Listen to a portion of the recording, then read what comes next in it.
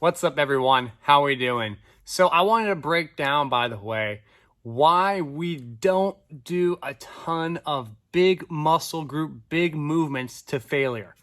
So as you notice, we don't do things like back squats to failure. We don't do RDLs to failure. We actually don't do much to failure. And when we do, it's typically isolated to smaller muscle groups. So when we think about training, we have to think about two things. The general stress of training, like how much stress am I imposing upon my body during the session? And then the specific stress of training, like which muscles am I stressing to actually work out?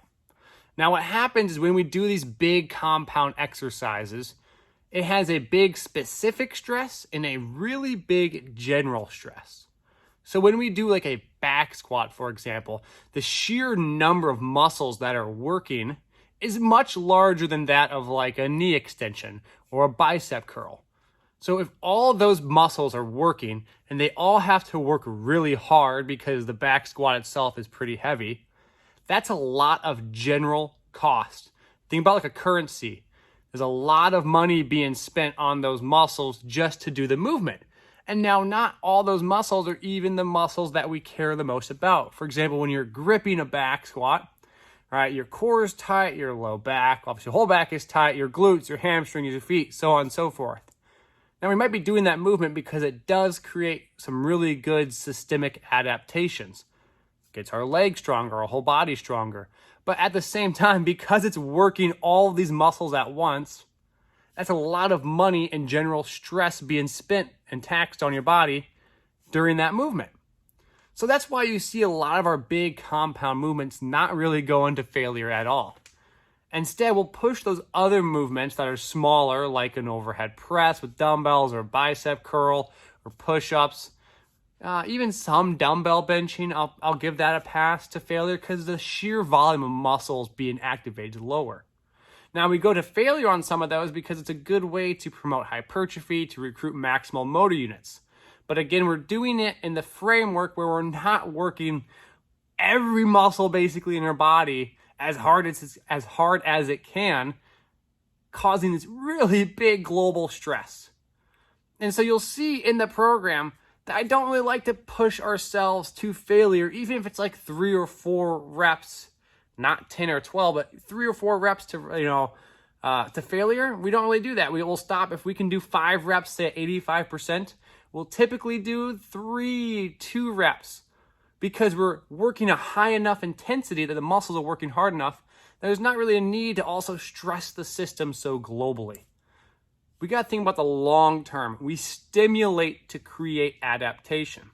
A lot of times we try rushing adaptation, and adaptation at its core principle is a physiological phenomenon. It requires your body to allocate new resources to build tissues.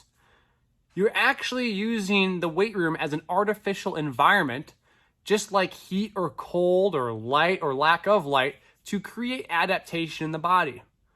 Now, this is something the body doesn't really want to do, so it takes time. You have to almost convince it to create adaptation, because if we just push it really hard, in the simple example, if we're shoveling and we go dig a bunch of holes, we'll get blisters right away. Instead, we want to develop a callus, and we want to slowly load it over time.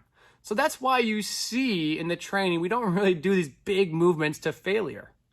I personally think it's really taxing on the body. I think it's really hard to recover from. And I think it takes away at times from some of the other movements we might want to get done. Because again, it's not just about that one single movement. That's not the end all be all for training. Instead, we want to do our other movements like our hops, our skips, our jumps and runs, because training as a whole needs to target many different qualities, right?